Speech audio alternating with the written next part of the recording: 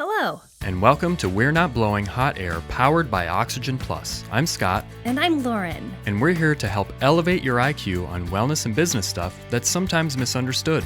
Oh, like recreational oxygen? Yes. Let's get smarter with this week's guest of We're Not Blowing Hot Air.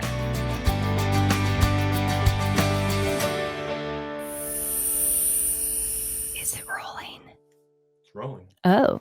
Hey. Hey, yeah, get those ears on. Can't wait to learn all the lingo, like ears. There's not a lot of lingo to learn. There's not? Really? No. You can make up words. Yeah. Well, hey, cheers. Good morning. Good morning. Eyeballs there. I'm still looking at myself on the monitor. Yeah. Yeah. That's fine. All right. So I look good. How's our lighting? Do we look like angels? I think the lighting is okay. What do you want to talk about? Just riff it. Should we do a fake laugh? Like start out like lean in. But seriously, the oxygen situation in the world is pretty dire right now, apparently. Yeah.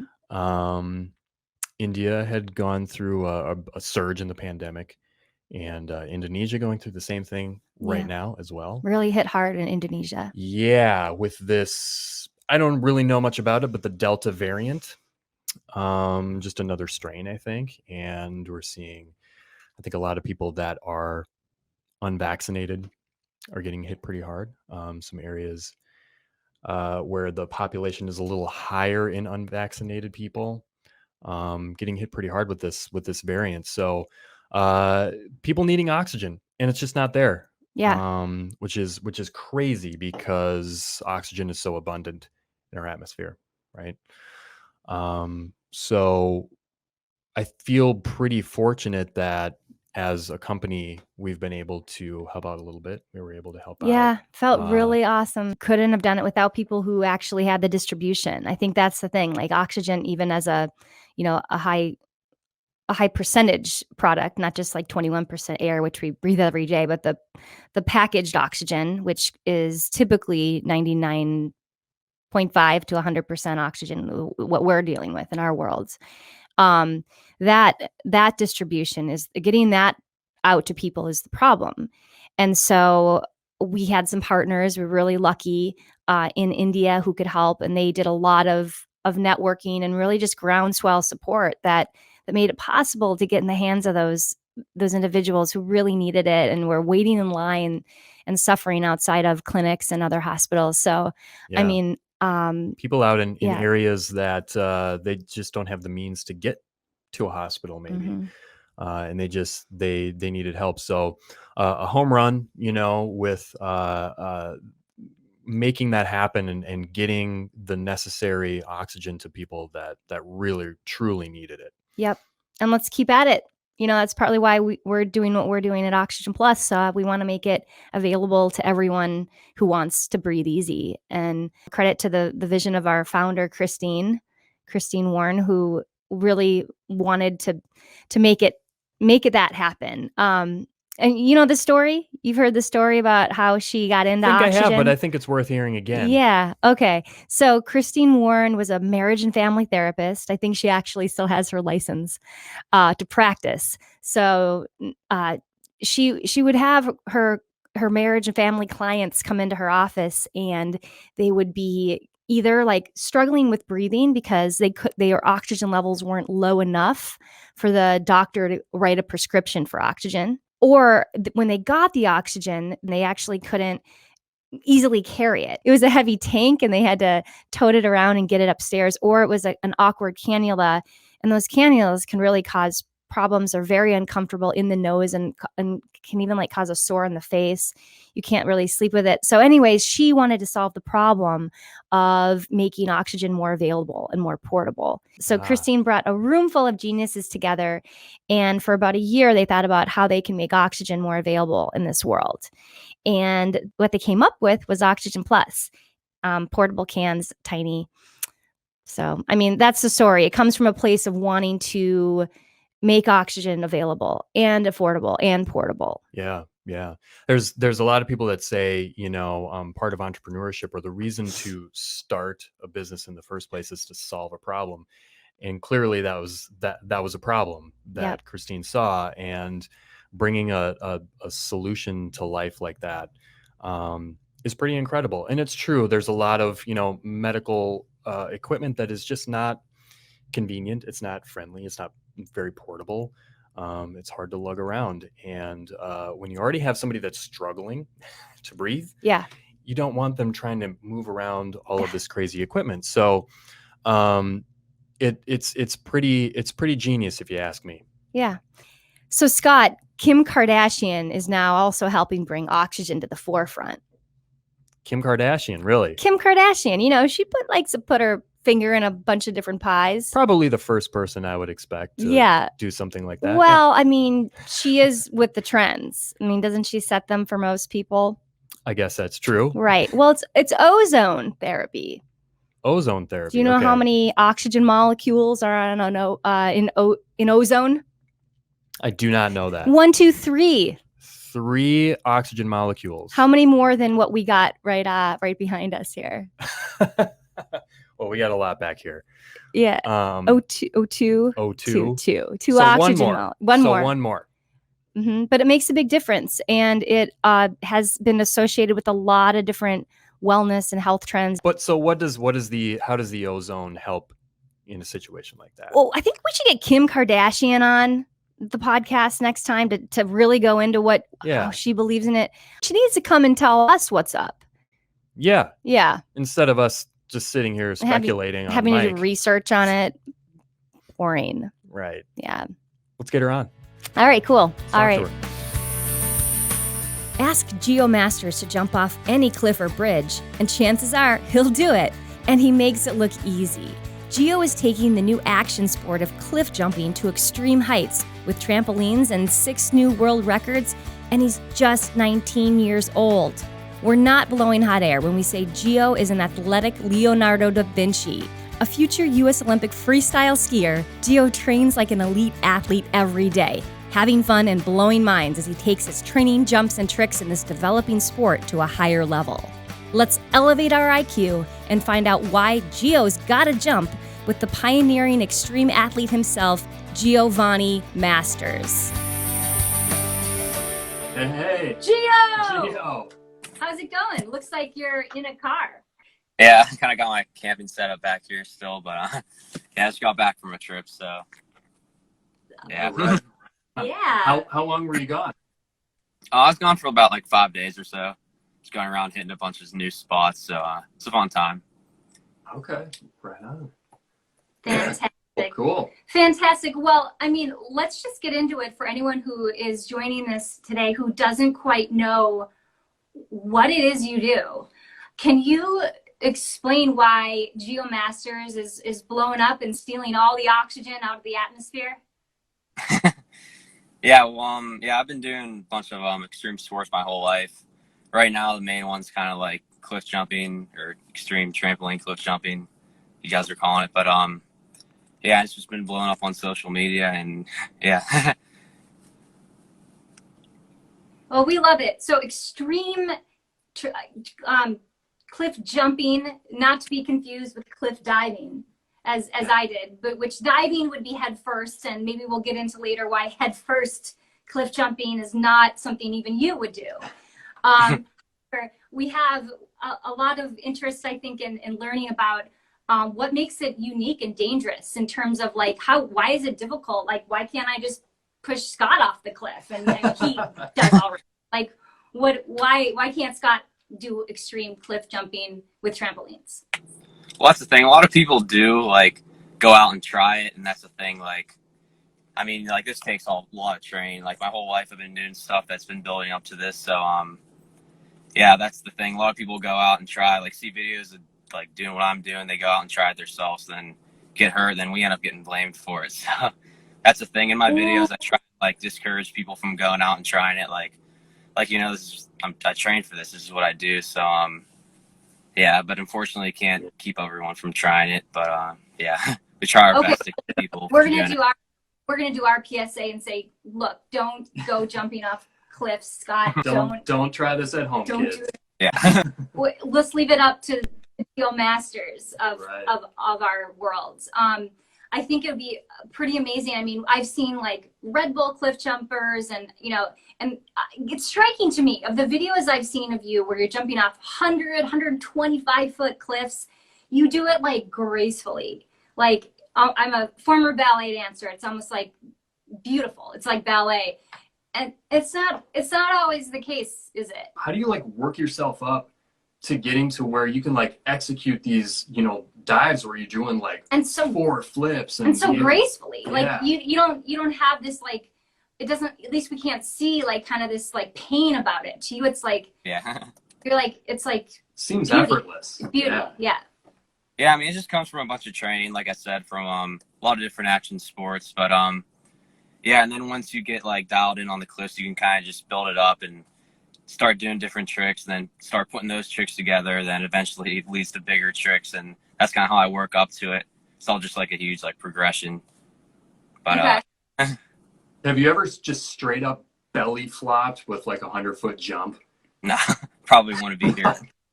Well, I mean, I've gone like a little under, a little bit over, but I mean, nothing too crazy. A lot of the times you can't really mess up. You gotta super dominant and go and do it, or else you're gonna get seriously hurt or even die. So you always got to be on top of it. yeah. Right on. Yeah, for sure. It's a serious sport. You're bringing a lot of credibility to it, I think, with the risk you're taking and the performance that you're doing. I mean, you know, Scott and I are not the first to recognize that you're amazing. And neither are obviously your followers and fans are way ahead of us even, but you had a coach when you were really young say that you have the best kinesiology or kinesthetic ability of anyone he's ever seen in his whole coaching career. But at what point was it that you decided, I'm going to commit my life to action sports or extreme sports? Yeah, honestly, ever since I was like even really little, like before I can even remember, I've always loved action sports. I've always wanted to like make a living off doing it and just continue to keep doing it. And I guess like when I got to the point where I realized I could actually do that was when I started to like be like, yeah, I could actually use this as a career, and then started doing it. So I mean, with social media, obviously it makes it a lot easier for that to happen. So just grateful I've been able to do it so far. Hopefully I can continue to keep doing it for as long as I can. So Yeah, nice. So from the cradle, Yeah. you were like rolling out. yeah. Yeah, as long as I can remember, I've always done like gymnastics. Like when I was like 3 years old, ever since then it kind of just evolved into what it is now. So yeah. Cool. Yeah, that's awesome. No, that's great. I mean, it's cool that, you know, you can find like something that you're so passionate about early on and like really take it to the extreme, you know? I mean, you really are. That's pretty cool. So like from what I understand, like cliff jumping is kind of like it's kind of evolved in a way that like we were talking about like skateboarding and like stuff like that. That's, you know, sometimes kind Even of surfing. see you as, yeah, even surfing. Yeah, like, for sure. you know, you're kind of seen as a hooligan, you know, if you do it or whatever. Yeah. Like, you know what I mean? And Yeah. so you kind of think, I mean, is it kind of the same way with like cliff jumping and the stuff that you're doing, where it's kind of like, you know, like it might not be like you can't go in certain spots, or like, you know, people just kind of think like, oh, look at this guy's being reckless or whatever. Yeah. Yeah, I mean, that's kind of the case, like you said, with like a lot of sports, and now theirs are like in the Olympics, so never really know it could happen. But yeah, that's kind of the case with a lot of extreme sports. It kind of starts out just like, you know, people like building jumps in the woods or something, or going out and doing whatever, like building their own skate spots, and then eventually it turns into like an actual sport. So hopefully, it's kind of hard with cliff jumping because it's like it's so much. There's so many different things you can do in it, so it's hard to like put it all into one like category. But yeah, it is one of those sports. Yeah, and it is a category a little bit, right? Like we were talking about the Red Bull cliff jumpers earlier. So people are starting to do it, but they're not doing it like you're doing it, are they, Gio? No. So what's let's just say more fun about the way Gio jumps? Well, I've always kind of liked it. I could just travel around, find like all the spots I want to do. It's kind of more like, especially what I've been doing with the trampoline too. I've added my own like sort of like twist to it, I guess. But that just makes it a lot more fun for me. You're in the air a lot longer, and you do a lot crazier tricks. So at first it started out, I just got the trampoline. I was gonna just mess around with it off lower stuff, and then just have fun with it. Then it turned into like I was doing stuff like off 60 feet with it, and then I'd go jump something normal like 100 feet, and it was like I was in the air the same amount of time. So I was like, what if I just moved this up to 100 feet? That'd be a lot more fun. So I guess I just started doing that, and now it became like my own like whole new thing, I guess. So yeah, kind of just doing that right now. So Well, let it be known, Geo Masters was the innovator of the trampoline with cliff jumping.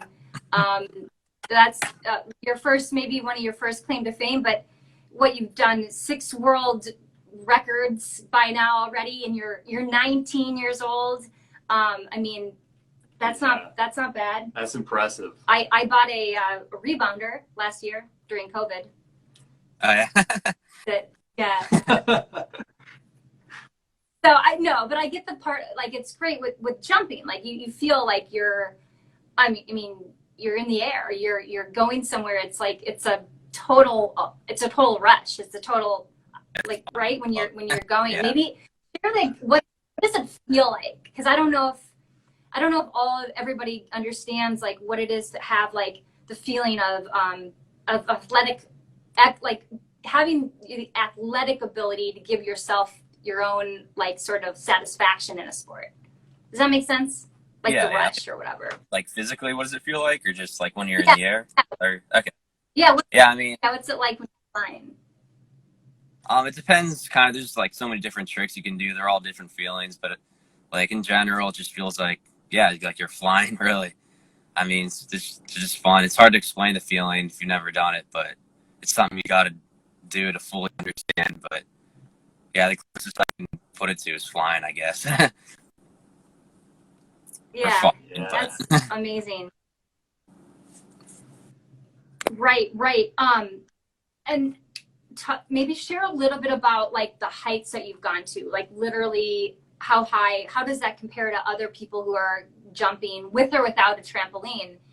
And yeah, like what does that mean, I guess, for the sport or for you personally?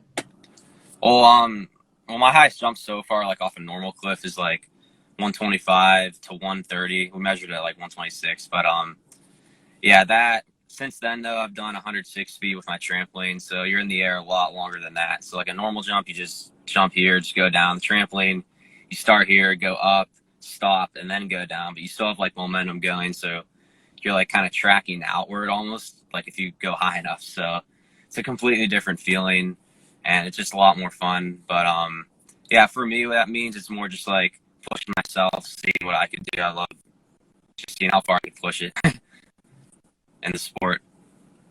Yeah. Do you have like your next like height goal in mind? Like, you don't have to say what it is necessarily, but do you know what your next goal is height wise? It's a little maybe bit a different. spot or whatever. You got something picked out?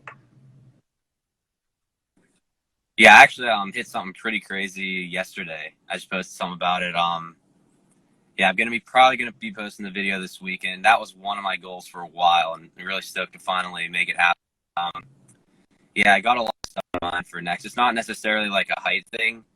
I said earlier, I could go put the trampoline on like 90 feet and be in the air for like equivalent to like 200 feet. So it's more like tricks now rather than height. But I mean, if I wanted to, I feel like I could go up and do like as high as I wanted. It's just the impact. It depends on like how heavy of an impact I could take. But yeah, I got a lot in mind. So stoked for rest of the summer. That's nice. Great. I mean, I'm glad that you're able to get around some of the law help, the law enforcement that comes by. I mean, talk a little bit. Some of your videos show you kind of dodging, the park ranger or something. What like to share maybe a funny story or something crazy about how you've been scouting for the right cliffs to jump. Yeah, it's definitely been an issue. Had a few run-ins with the police on a couple of my most recent jumps, but I mean, it's not like we're really doing anything bad. We're just jumping. I mean, I don't know. We have had a couple. Even yesterday, it was over. I'll give a little hint, but was over a highway bridge. So basically we had to run the trampoline out and then go from there. The police actually drove by as we were going. So I had to hurry up and like hit it before they came back. So yeah, they're all kind of like that a bit. But I mean, they see like the people online, like who have no idea what they're doing, going out, like jumping, getting hurt. And then they don't know, like they don't see all the training that goes behind it. They just see some guy like going up on a bridge and jumping off. And from somebody like looking at it like that, it does look kind of stupid. But I mean, if they were to see all the stuff that went behind it, they obviously wouldn't think that. But yeah, even then, it's still, some of it's still private property, so you can't talk your way out of it. So you just got to get in and do it and get out. So yeah. And so part of how you train too is just to like ignore the distractions, right? Like to just you have to be so focused when you jump and just know and be prepared, right? Like yeah, for sure. I think we should definitely talk about like how you train a bit. You want to do that? You want to do that? Yeah, yeah. Like what do you do to like keep yourself like, you know, fit, mentally focused, you know, like focused on what you're doing and what your goals are, and just making sure that you're up for the jumps that you're doing? Yeah, well, physically, I mean, obviously it's a lot of time spent in the gym working out to be able to like take all the impacts and train like from higher heights and do multiple jumps and stuff like that. If you're not ready for that physically, it'll definitely like take a toll on your body. And also for all the like sports, do a lot of training on trampoline, like diving boards, on skis, anything really, and all kind of just channels into cliff jumping. It's all really just air awareness, but yeah, mentally, it's never really been a problem for me, like the mental aspect of it. I kind of just know what I have to do and do it. I mean, yeah. That's awesome. Yeah, I can't imagine, like, for me, trying to like psych myself up to, you know, jump off or something like that. Like, yeah. So that's awesome that like your mental focus is just there, you know, and really it's just like the physical maintenance part. That's pretty cool. That's pretty cool. And plus you got like, I mean, I imagine you got like people around you while you're doing these jumps and stuff that kind of help like in some ways, right? I mean, yeah. like, Tell us, I got a lot of, yeah. right? Like, who is it that helps you? I know you jump solo, but you can't. Someone's got to help you, like pick it up and run from the police, right? oh, So, no, definitely, yeah. I have a lot of friends tell us jump all with. about your support team, your crew, and how they help you do what you do. Yeah, for sure. Well, first of all, I mean, my dad's definitely like the number one person involved with that. But I do have a lot of friends that come around. Some of them are in this chat, I think. I don't know if they're still here, but yeah, it's always fun. There's a whole community of people that go around and do this stuff. But I kind of have my own little crew to go around with, and it's always good. I always go around with like a film crew, and even if I'm doing something like, say, if I'm doing a new trick, like something really crazy, I'll have somebody in the water like spotting. I mean, I'm not going to do something if I know I can't do it, but just anyway, it's always good to have. How big is your crew? How many people are traveling around with you, like caravanning with you?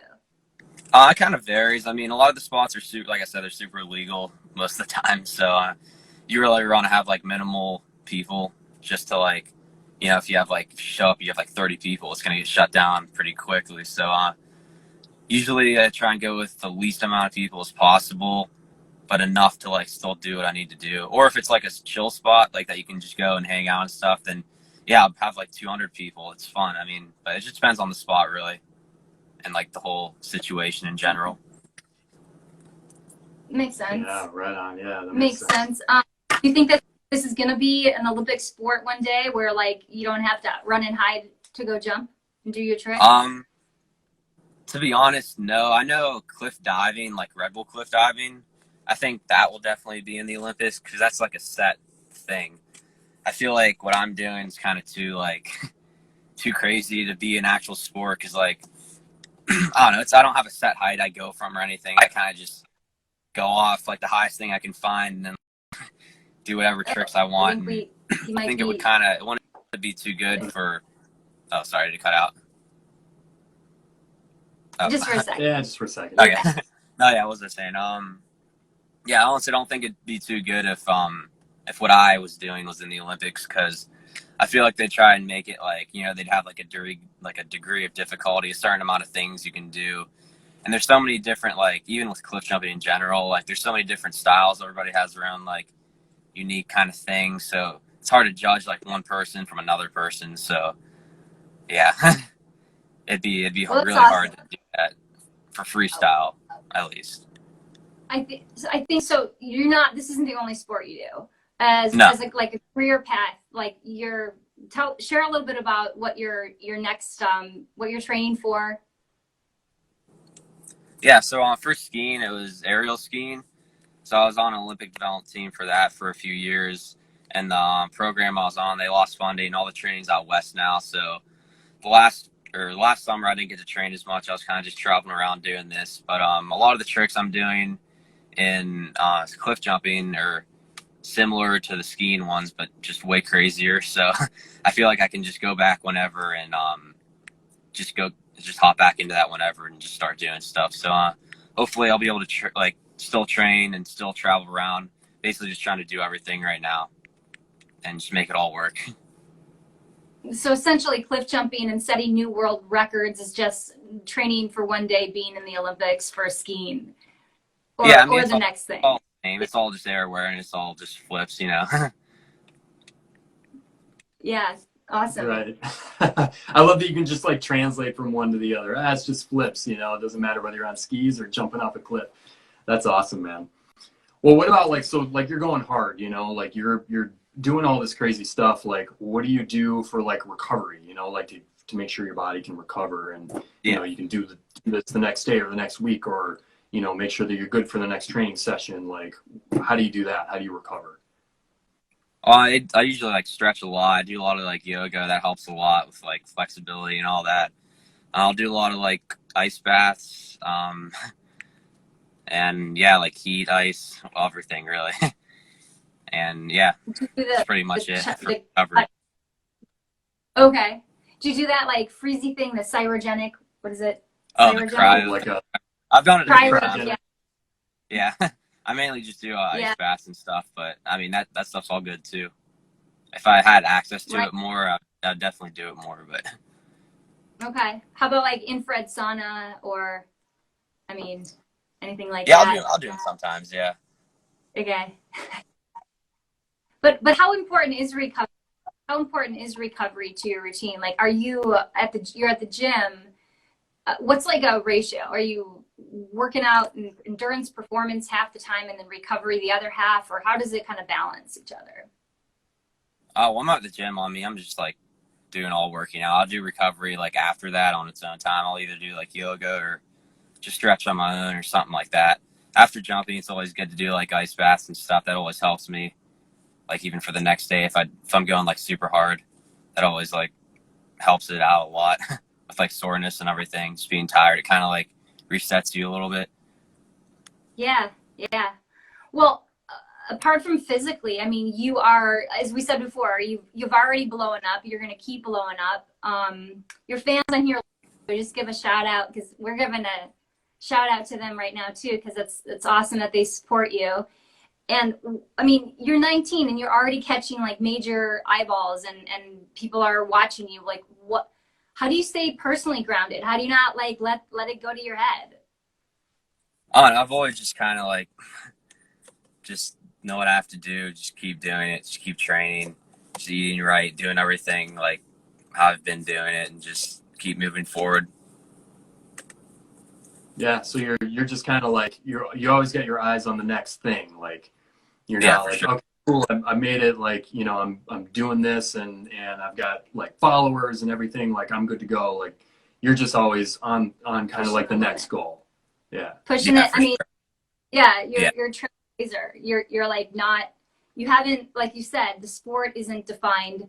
You're making the rules, setting the new limits, the new heights. It's pretty awesome. I mean, not that we're you, but we do understand in terms of like being a new product category, a new way of energizing and recovery. And I mean, not to talk about us, but that's how we connected. I mean, you were using our product when you were in Utah, right? Do you want to? Yeah, that's when I first found it.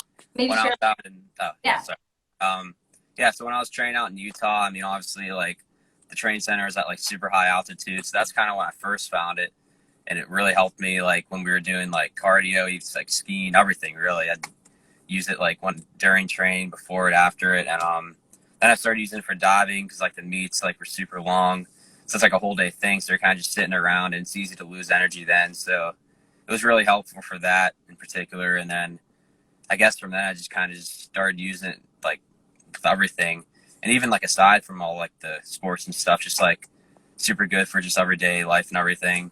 Like even like driving, like what I've been doing now, like sometimes driving like 10 hours once. It's really like good for if you're like super tired or anything else keeps me going. Yeah, right on. Yep.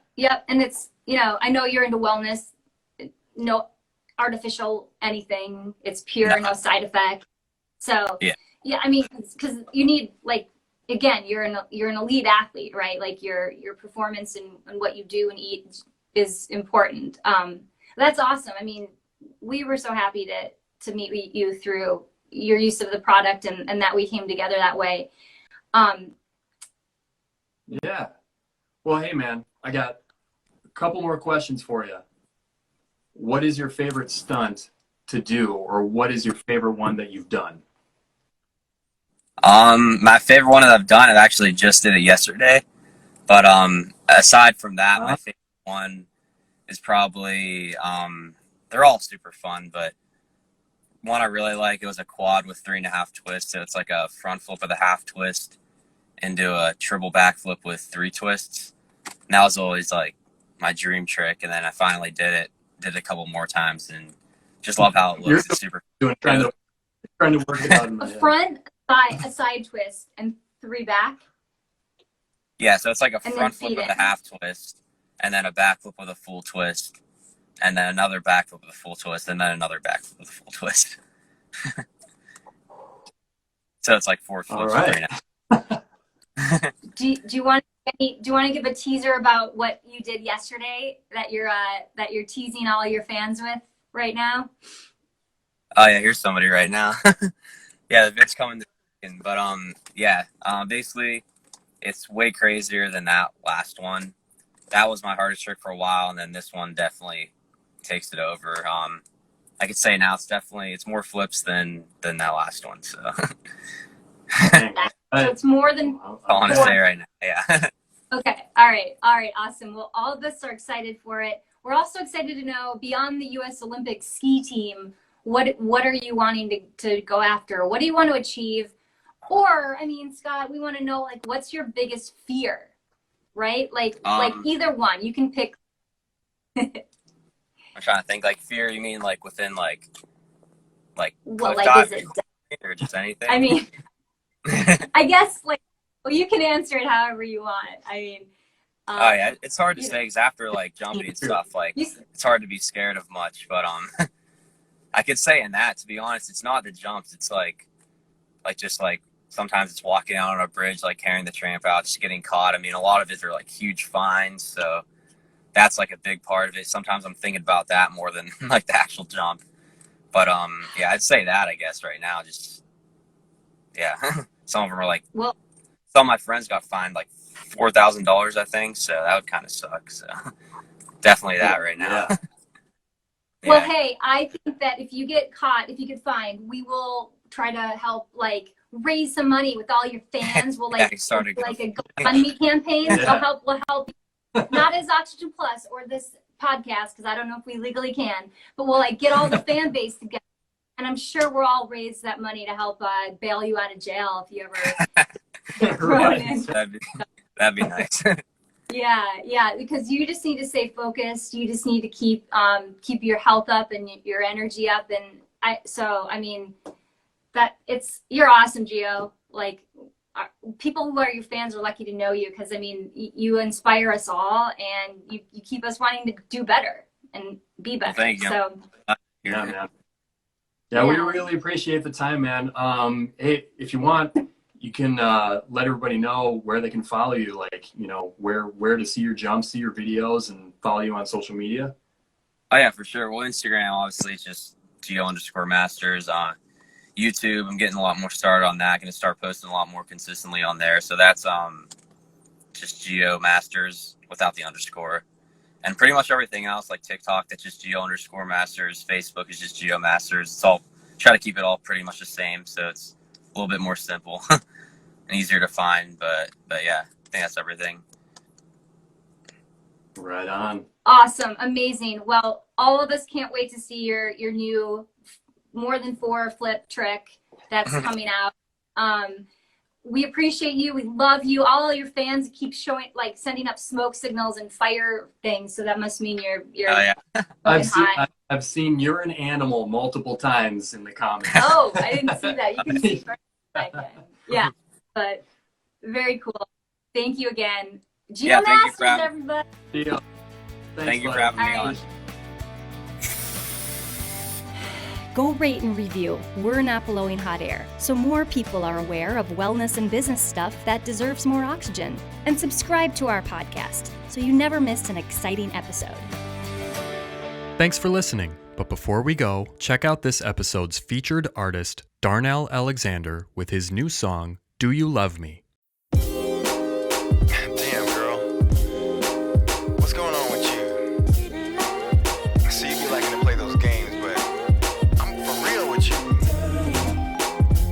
Can't you just be straight with me? Where do we stand in all this? Let me tell you something. How you make me feel, girl, it's so unreal. We were meant to be, as far as I can see. But I need to know that, 'cause you don't show it enough to make me see.